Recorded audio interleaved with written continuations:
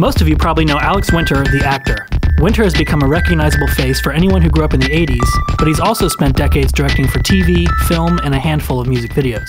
But Winter isn't just interested in working in show business, he's interested in how show business works, and it all started in the very early days of the internet. You directed a documentary on Napster called Downloaded, which, congratulations, by the way, it's out on video on demand this year.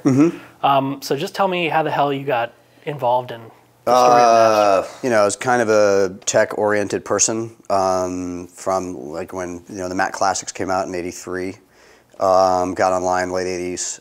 Was pretty entrenched in that world by the early '90s, BBS world and all that kind of stuff. The early days for regular people, not hackers, they were online much earlier. But and then as the internet started to grow, everyone was kind of waiting for something to come along that was just going to blow the doors open. We all knew where the world was going, but it hadn't gotten there. And what was amazing about Napster when it happened in '98, '99 was that overnight in the dial-up era, meaning the internet was insanely slow, there was this service that suddenly connected, tens of millions of people together in the same community at once. And there was nothing that had ever existed like that before by a mile. So I was really taken with Napster. It was clear that the world was now, like the dam had burst and the world was now going to change irrevocably forever. Then all the legal stuff happened, and I became sort of more interested in the human story, what was happening to these two kids who had wittingly and unwittingly unleashed this stuff. Sean Fanning and Sean Parker, 17, 18 years old, respectively. I hunted them down and met them. I sold the idea of making a movie to a major studio, and I wrote it there like 2003, 2004. I was going to make a movie about the birth of the digital revolution. It didn't get made, as a lot of movies don't. We went into development hell. I walked away. And then I came back to it in '09 because, the world had changed so much in the intervening, 7 or 8 years since I'd first been immersed in that story. But none of the core issues that Napster had raised had been solved. In fact, everything got worse, like way worse. Like and they'd gotten bigger. We knew the issues were going to get bigger. We knew that at the time, I think a lot of us online knew that Napster wasn't about file sharing and music. It was about global community and transparency and, these bigger issues. But now by '09, we were heading towards a world in which we were going to have revolutions in countries around the internet, like what happened with the Arab Spring, WikiLeaks. We had now the NSA Snowden scandal. You have like these big, giant questions about global culture. And I thought, well, the Napster story is a great way in to, getting some context around it and maybe helping add to the conversation about this wacky-ass world that we live in today. Right. And there was actually another theatrical narrative starring someone in the role of Sean Parker. Oh, yeah. Well, Social Network, Social Network, I mean, that didn't put me off doing a narrative at all. The Facebook story, what makes the Facebook story interesting is exactly the opposite of what makes the Napster story interesting. The Facebook story is about a company that wasn't a revolutionary company. It didn't enact global change or anything like that. It came along after all of that stuff had happened, after MySpace and Friendster and Napster and the world had shifted.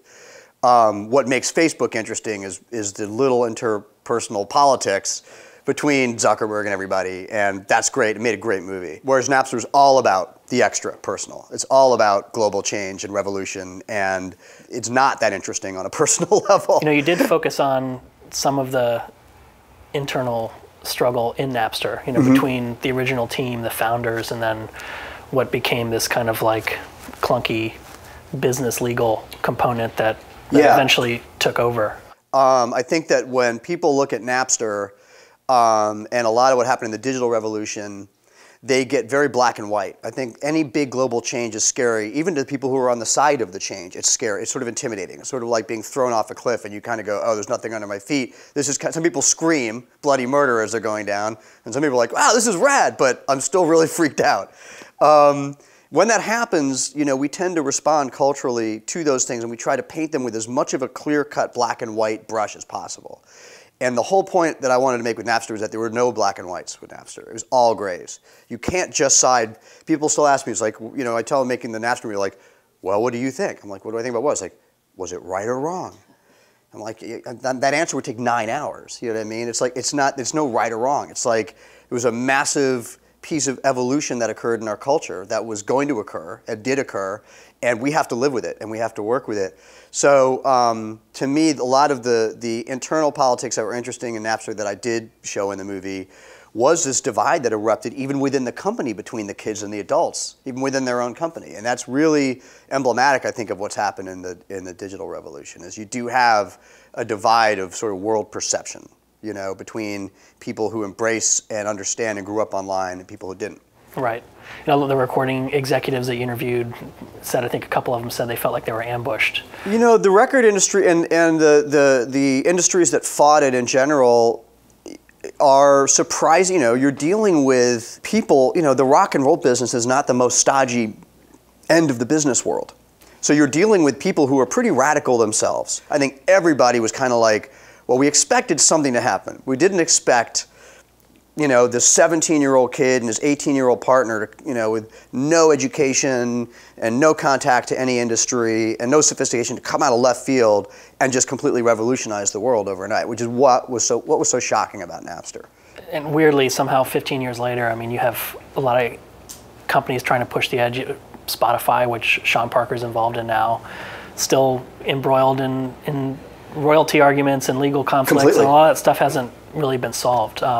Did you get a sense from, you know, Sean Fanning and Parker and the others who were involved, you know, how they feel about where things have gone, you know, in the career? Yeah, I mean, I think the funny thing is how similar everybody thinks. I think that, you know, Fanning and Parker, the record label heads, the tech people, a lot of the legal people I talk to, all kind of feel like it's all gone to a bad place. You know, I sort of look at the downloaded story as a tragedy. I feel like everybody lost. So it was ironic that Parker basically had to go in and do for Spotify what he wasn't ever able to do with Napster, which was actually make licensing deals with the record industry for their content on, you know, an online service. And that was 10 years later. It was wild to see, you know, the same arguments going back and forth, you know, in terms of, are artists making money from this? Are they being hurt by this? And there's a big divide within the music community about that still persists today. You know, you have sides releasing competing studies every few months talking about that. Yeah, you're seeing studies every few months that completely contradict each other constantly. I mean, and there's seems to be so little data of any measurable, quantifiable kind that just says to any of us, this is actually what's happening on either side. I think that the wrong way to come at this whole thing is to say, well, these things are bad for artists or they're bad for the public, so we should scrap them, because they're not going away. You know, it's like howling at the moon. It makes no sense. The changes are here. A lot of people are resisting them and want to go back to the old way. We're not. We are in it. We're way in it at this point. You know, we've jumped into the swimming pool. We can't pretend we haven't jumped off the high dive.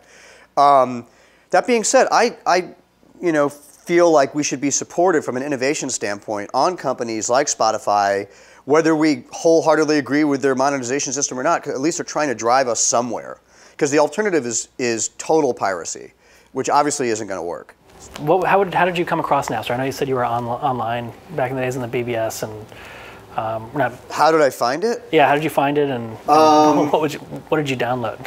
Oh, well, everything, to answer the second question first. I was working in London at the time, and I would go into my production office. There were like 25 computers in there. I'd run all of them all weekend. I would jack everybody's computer in a Napster and run it all weekend.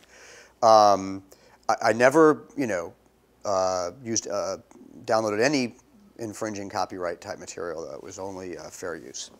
That's just a legal disclaimer. I think I found it because like the people that I was communicating with online were like, you should go over to Napster and we should meet over there. And I was like, well, what the hell is Napster? And then you like jacked into this thing and suddenly it's really hard to explain. It's really hard even in the movie to explain like what the experience was like. I mean, because there's nothing like it today. You know, it took you 20 minutes to get online, you kept getting bumped off. And they told me to go over to Napster. I went over to Napster, there were all these chat rooms, all this community, millions of people. And then I was like I was like literally in their hard drive. So you were like, it was really like something out of a William Gibson novel. You were literally kind of traversing around through people's hard drives all over the world in real time. It was like going scuba diving. Like you'd be like, oh, okay, and now I'm over in this section. I'm in the music and arts section of the hard drive. Now they've given me access to this, and I'm over in this section of the hard drive. And like, I'm in Russia, and like some guy's doing it, and they're like feeling around, and I'm watching them root around in my hard drive. And I was like, now I'm doing that to like 1,000 people at the same time. It was a trip, you know? So I think it came to me through the social community first. And then I was like, wow, okay, so I can pull all this down and over to my drive? All right. Right. Thanks a lot. Yeah. Thanks so much, Alex. Yeah, thank you. Appreciate it, and good luck with the future release and thanks. And your next documentary. Thank you. Yeah, I hope people download it, stream it, whatever floats your boat. Torrent it. Yeah. Hey, whatever works.